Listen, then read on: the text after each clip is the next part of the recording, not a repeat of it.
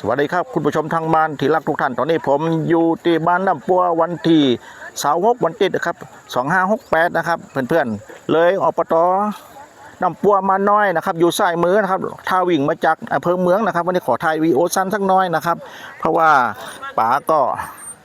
เริ่มจะขึ้นมาแล้วครับชาวประมงนะครับก็จะมีทีมงานเป็นลงไปปุ้นนะครับแต่ทีมงานแห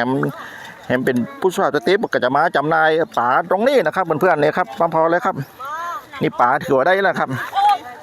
ป๋าโอ้คนที่ป๋าเป็นมีหลายประเภทครับต้องแยกเอาลงอัน